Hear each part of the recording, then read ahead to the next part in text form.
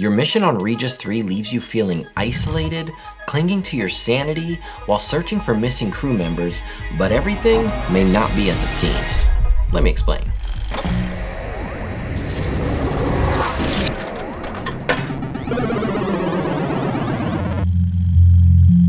The Invincible is a story-driven adventure set in the hard sci-fi world. You play as Yasna, and after waking up on planet Regis 3, you have no recollection of how you got there, and it becomes up to you to unravel the secrets of this unexplored world. Now, I won't be giving away any story spoilers within this review or showing any late game footage, as I believe there are some surprises that you should experience for yourself. The first thing I have to applaud is the fact that this game has no HUD. I'm someone that instantly goes into a game settings and takes away anything I can from the HUD to immerse myself, as well as not take away from the beautiful visuals the developers at Starward Industries created. And when it comes to the visuals, I was more than impressed at not only the overall graphic fidelity of everything from your hands to your helmet and to the world you explore, but the lighting effects. They were so true to life and absolutely shined on the PS5. It kind of blew my mind that this game was only made by 27 people. It looks so great for being such a small team. This is technically an indie game, but you look at this game and you wouldn't think indie, and I'm just blown away. Starward Industries, you guys crushed it. Now, the gameplay functions a little bit like a first-person shooter, but replace the shooting with almost a point-and-click adventure with the fact that you're mainly clicking the right trigger or navigating your thumbstick to interact with anything in the world.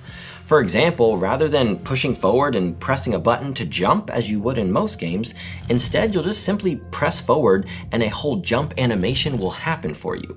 Same thing kind of goes for if you're climbing up and down anything. Now, before you start typing the comment below that I don't want a game that plays itself, hear me out, because I think that they made the right design choice here by having the animations play out by doing simple gestures on your controller.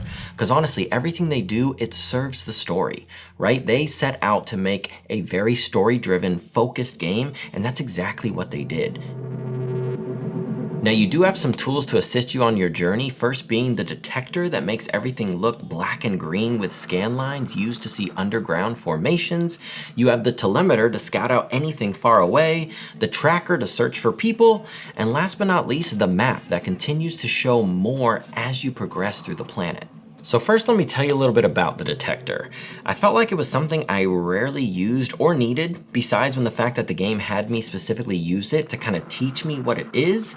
And that's something where I felt like it could have been better utilized, where I would have liked to seen it used to maybe help me navigate the planet of Regis 3, because while you have a map to get you through, you'll learn a little bit about how the map is different. And I felt like with the fact that you don't have a HUD, right? You have nothing navigating you that way. There are no markers telling you you need to walk this way. So it could have been a cool idea that every time you needed to figure out which way to go, you pulled that out, and maybe there was something that helped guide you in the right direction. So definitely felt like something that was underutilized, but didn't really mess with my experience as a whole.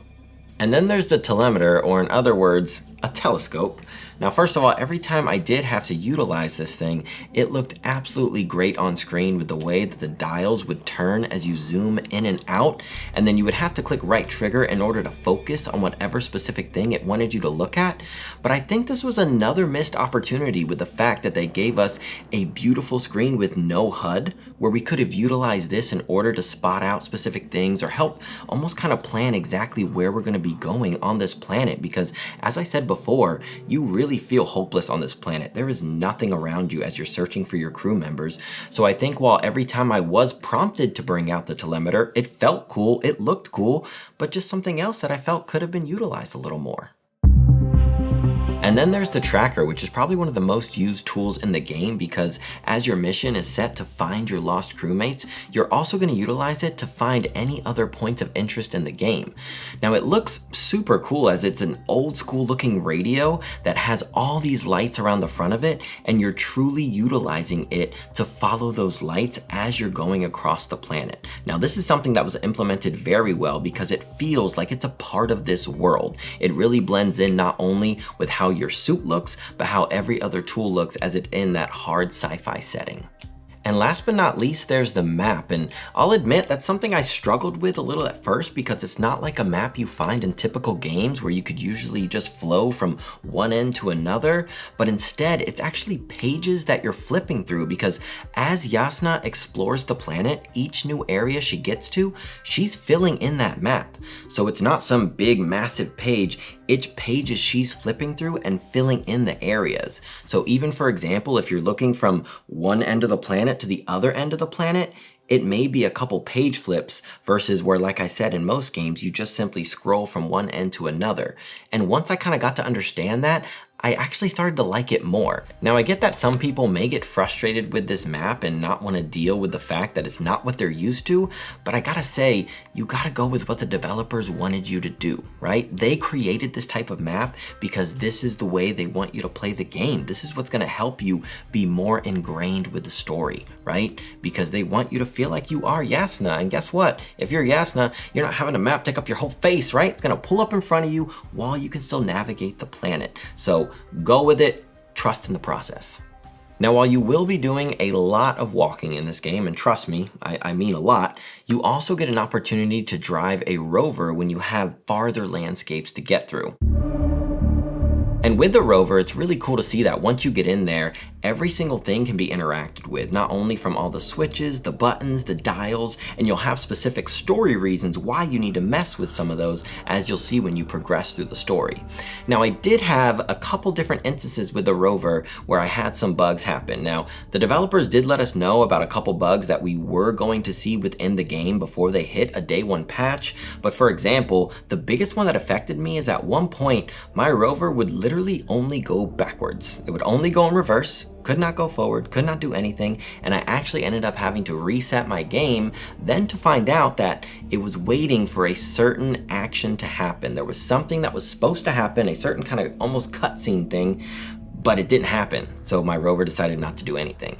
But honestly, all in all, my experience with the rover when I wasn't hitting any bugs was great. It controlled really well, and I enjoyed the fact that whenever you did drive it, you weren't locked into one set motion. You were able to fully move your head and look around outside all the windows as you were driving. Now, the main thing you'll be doing in this game is talking with the astrogator Novik. He's in your ear helping you on your journey, and there'll be many moments where you can select exactly how you want to respond to his questions.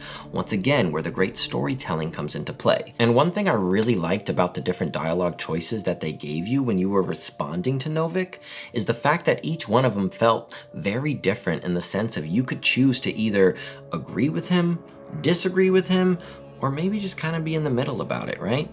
But I will say, for me personally, when a lot of games throw me a whole bunch of dialogue options, right? When I see a game tout how many different design choices you can make, I'm like, ugh, I want the designer to just tell me the story.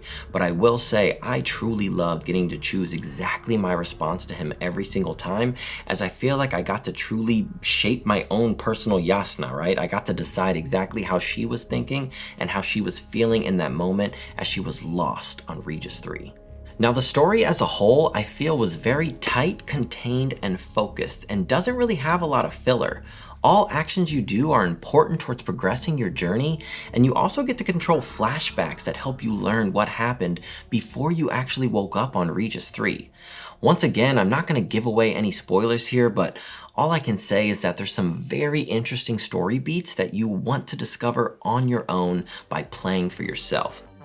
I'm probably really biased here because single-player story-driven games are my bread and butter, and honestly, it's what made me first fall in love with video games. It's why I still play video games to this day. That's what I want out of games. I don't need something that just wants to fill my time with random crap in order to keep you in the game or to make you spend money, but instead they just simply give you a focused experience, because that's something we don't get often enough. We really have to look to the indies to give us that type of experience, because all the big companies, it's how can I get in your wallet and how can I take as much of your money as possible. I think they did a phenomenal job of delivering a story that honestly, I want to play through again. All in all, I highly recommend you go check this game out. Whether you're playing on your PS5, your Xbox Series X, or your PC, they got you covered. It's available to download right now. And that wraps up my thoughts on the Invincible, but now I'm gonna turn it over to you. If you got a chance to play this game, let me know down in the comments what you're thinking. And if you enjoyed this video, hit the like button if you haven't already, subscribe to the channel to continue to stay up to date, and time for me to get back to being a dad.